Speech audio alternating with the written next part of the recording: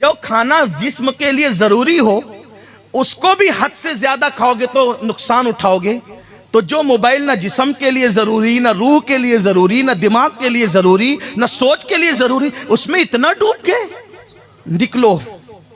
ये मेरे दिल का, ये कोई तकरीर नहीं है ना, ये कोई मुकर्रिर का ये उन्वान है, ये मेरे दिल का दर्द है। वरना आप कहेंगे कि आप ये क्या ले आए। मैं ये कोई खतीब के हिस्से से नहीं आया, मैं अपने दिल का दर्द अपने भाइयों के पास लेकर आया। इसलिए कि खून के रिश्तों के भाइयों की वो अहमियत नहीं है जो दीन के रिश्तों के भाइयों की अहमियत।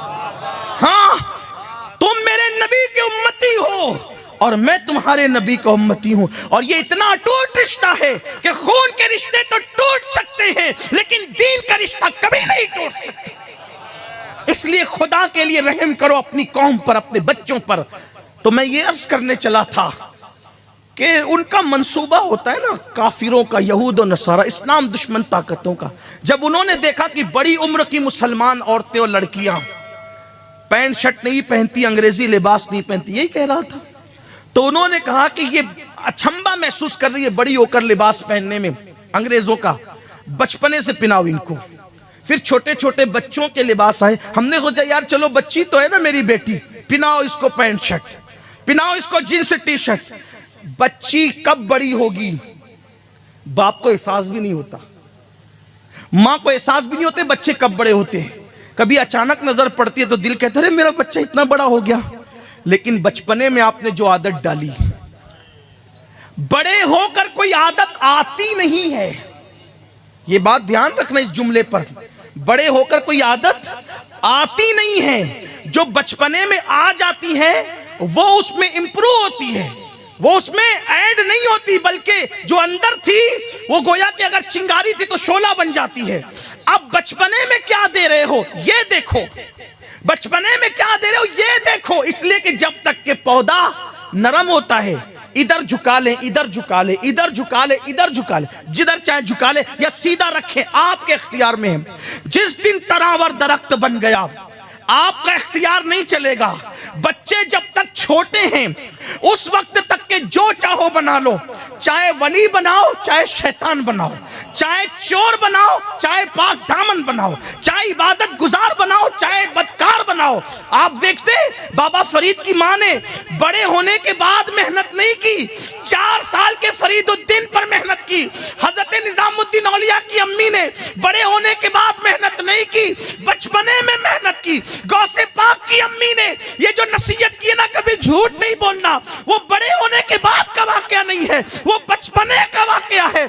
बचपने में जो डाल सकते हो डाल दो। इसीलिए तो मेरे आका ने फरमाया अपने बच्चों को 3 बातें सिखाओ, अपने बच्चों को 3 बातें बचपने में सिखा दो। पहली बात तुम्हारे नबी की मोहब्बत, नबी के अहले बैत की मोहब्बत और कुरान की तालीम उनको दे दो। ये 3 बातें पिला दो। अब जब वो जवान होगा, परवान चढ़ेगा, तो अल्लाह अकबर, जैसे जैसे जवान होता जाएगा इश्क रसूल में इजाफा होता जाएगा, मोहब्बत रसूल में इजाफा होता जाएगा। इश्क रसूल ईमान को मजबूत करेगा और इश्क अहले बैत ईमान को बचाएगा। देखो, ईमान की मजबूती के लिए नबी के इश्क की तरफ बुलाया और ईमान को बचाने के लिए अहले बैत की मोहब्बत की तरफ बुलाया। जब दोनों मोहब्बतें जमा हो गई तो कहा अब कुरान पे अमल कर, तू यहां भी कामयाब रहेगा, वहां भी कामयाब रहेगा। सुभान अल्लाह, सुभान अल्लाह, वाह। ये है तो मंसूबे थे बच्चियों को अंग्रेजी कपड़े पहनाने के लिए। अल्लाह अकबर, हमारी बच्चियां जब नन्ही सी बच्चियां होती थी तो उनको बताया जाता था सैयदा फातिमा का बचपना कैसा था, अम्मा आयशा सिद्दीका की जिंदगी कैसी थी, माँ खदीजतुल कुबरा की जिंदगी कैसे। बच्चियों को ये बताया जा। अब तो कुछ भी नहीं, माँ को खुद नहीं पता कि खदीजा कौन है। हमारी पहली उम्मुल मोमिनीन जो मोहसिना इस्लाम है, इस्लाम की मोहसिना है। हाँ, नबी पर उस वक्त जब सर जख्मी हो जाता तो पट्टी बांधने के लिए कपड़ा नहीं होता था, तो सैयदा खदीजा अपने दुपट्टे को फाड़ कर हुजूर को पट्टी बांधती थी। मैं तो जब सैयदा खदीजा का जिक्र करने लगता हूँ या सोचने लगता हूँ तो मैं सोचता हूँ उस माँ का मर्तबा कौन जान सकता है जिसकी बेटी सैयदा फातिमतुज़ ज़हरा है। फातिमा जैसी जिसकी बेटी हो, वो माँ का मर्तबा क्या होगा। बल्कि एक बात कहूं, सैयदा खदीजा का मर्तबा पेश करने के लिए एक बात कहता हूं, अगर किसी के दिल में उतरे तो अल्लाह करे उतर जाए और वो मुकद्दस माँ की हम मोतकीद हो जाएं। देखो फातिमा वो है ना, फातिमा वो है जो पुलसरात से गुजरे तो अर्श से निदा आए, नबी की बेटी फातिमा पुलसरात से गुजर रही है। मैशर वालों अपनी नजरें झुका लो, बार बार सुनाए, तकरार के तौर पे नहीं, असल उन्वान की तरफ आने के लिए तमहीद के तौर पे। जिसके लिए मैशर वालों की गर्दन झुकेगी वो कौन है? सैयदा फातिमा। नबी जिसके लिए उठकर खड़े होते हैं वो कौन है? सैयदा फातिमा। फिदा की उम्मी व अबी या फातिमा जिसके लिए कहते वो कौन है? सैयदा फातिमा। बदा तो मिन्नी जिसके लिए कहते वो कौन है? सैयदा फातिमा। जिगर का टुकड़ा है वो कौन है? सैयदा फातिमा। जन्नत में सबसे पहले जाने वाली ऐसी खातून जो सवारी पे बैठकर जन्नत में जाएगी, जिसकी नकेल हजरत मरियम की, जिसकी सवारी की नकेल मरियम कुबरा के हाथ में होगी, वो कौन है? सैयदा फातिमा। अल्लाह अकबर। अब अंदाजा करें, सैयदा फातिमा वो है कि जिसके कदमों के नीचे, जिसके कदमों के नीचे, जिसके कदमों के नीचे, तवज्जो, जिसके कदमों के नीचे नौजवानाने जन्नत के सरदार की जन्नत हो, सरदाराने जन्नत की जन्नत, सरदाराने जन्नत की जन्नत जिसके कदमों में हो उसे फातिमा कहते हैं। और फातिमा की जन्नत जिसके कदमों में हो उसे खदीजतुल कुबरा के। वाह वाह वाह, नारे तकबीर, नारे रिसालत, सैयदा ज़हरा, सैयदा ज़हरा। अल जन्नतो तहता अक़दामिल उम्महातिकुम, तुम्हारी माओ के कदमों के नीचे तुम्हारी जन्नत। उस खदीजा की मैं मनकबत क्या बयान करूं, लेकिन हमारी कौम की बच्चियों को पता ही नहीं है कि वो सैयदा खदीजा कौन है। नहीं पता है, कभी नहीं। हीरोइन कौन है, कौन सी अदाकारा, किस खानदान से, सब पता है। नबी की पहली ज़ौजा, नबी की पहली ज़ौजे पाक। और एक बात बताऊं, नबी की पहली शरीके हयात। अब तवज्जो आपकी, नबी की पहली शरीके हयात। शरीके हयात का मतलब जब तक हयात है तब तक शरीक। मेरी और आपकी हयात हमेशा नहीं, इसलिए हमारी बीबियां शरीक हैं, मरने के बाद फरीक है। लेकिन नबी की हयात की कोई मुद्दत नहीं है। फनबी जुल्लाए हय्युन, अल्लाह का नबी अल्लाह की अता से हमेशा जिंदा है। तो जैसे वो कल शरीक थी वैसे आज भी शरीक है।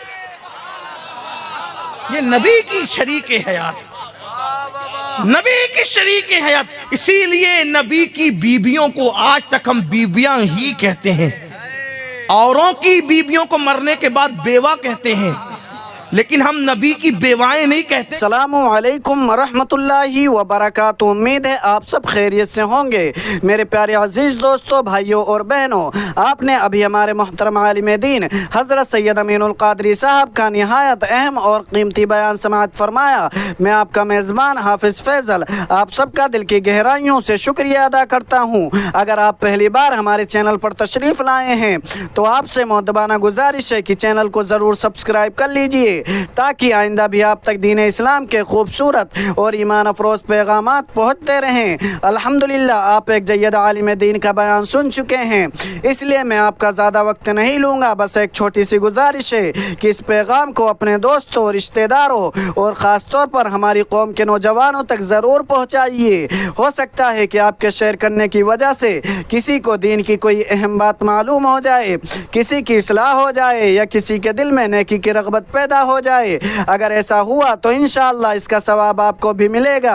अब मैं आपसे चंद अहम बातें अर्ज करना चाहता हूँ, लिहाजा आखिर तक हमारे साथ ज़रूर बने रहिए। मेरे अजीज़ दोस्तों, हज़रत सैयद अमीनुल क़ादरी साहब ने मोबाइल के बेजा इस्तेमाल और बच्चों की तरबियत के हवाले से अहम बात बयान फरमाई कि जिस चीज़ की ज़रूरत हो अगर उसे भी हद से ज़्यादा इस्तेमाल किया जाए तो नुकसान होता है। मोबाइल हमारी ज़रूरत बन सकता है, लेकिन अगर इंसान उसमें इतना डूब जाए दीन, ख़ानदान, तालीम और जिम्मेदारियों से गाफिल हो जाए तो ये नुकसानदेह बन जाता है। ख़ास तौर पर बच्चों की तरबियत पर वालिदैन को तवज्जो देनी चाहिए। बचपन में जो आदतें बच्चों के अंदर पैदा की जाती हैं वही आगे चलकर उनकी शख्सियत का हिस्सा बन जाती हैं। बच्चा जब नरम पौधे की तरह होता है तो उसे अच्छी तरबियत के ज़रिए जिस समत चाहे मोड़ा जा सकता है, लेकिन बड़ा होने के बाद आदतें बदलना मुश्किल हो जाता है। इसीलिए बच्चों को सिर्फ दुनियावी चीज़ें देने के बजाय दीन की मोहब्बत भी देनी चाहिए। उन्हें नबी करीम सल्लल्लाहु अलैहि वसल्लम की मोहब्बत, अहले बैत अतहार की मोहब्बत और कुरान करीम की तालीम से जोड़ना चाहिए।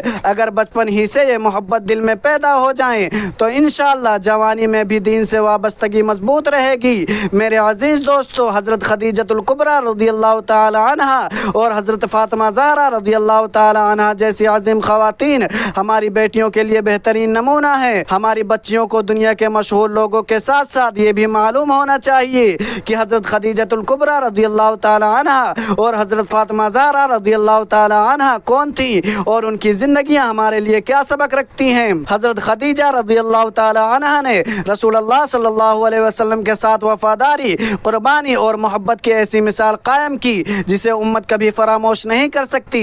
इसी तरह हज़रत फ़ातिमा ज़हरा रज़ियल्लाहु ताला अन्हा की मोहब्बत और अज़मत अहले ईमान के दिलों में ख़ास मकाम रखती है। लिहाजा वालिदैन अपने बच्चों के हाथ में सिर्फ मोबाइल न दें बल्कि उनके दिल में कुरान, रसूलुल्लाह सल्लल्लाहु अलैहि वसल्लम और अहले बैत की मोहब्बत भी डालें, क्योंकि बचपन की तरबियत ही मुस्तकबिल की बुनियाद बनती है। अल्लाह ताला हमारी औलाद को नेक, बाअदब और दीन से मोहब्बत करने वाली बनाए, हमारे घरों में कुरान और सुन्नत की रोशनी अता फरमाए और हमें अपनी जिम्मेदारियां सही तरीके से अदा करने की तौफीक अता फरमाए। आमीन या रब्बल आलमीन। लिहाजा इस पैगाम को ज़्यादा से ज़्यादा शेयर कीजिए ताकि ये अहम नसीहत दूसरे मुसलमानों और वालिदैन तक भी पहुँच सके। हो सकता है कि आपके एक शेयर की वजह से किसी बच्चे की तरबियत में बेहतरी आ जाए और अल्लाह ताला इसका अज्र आपके नाम आमाल में भी लिख दे।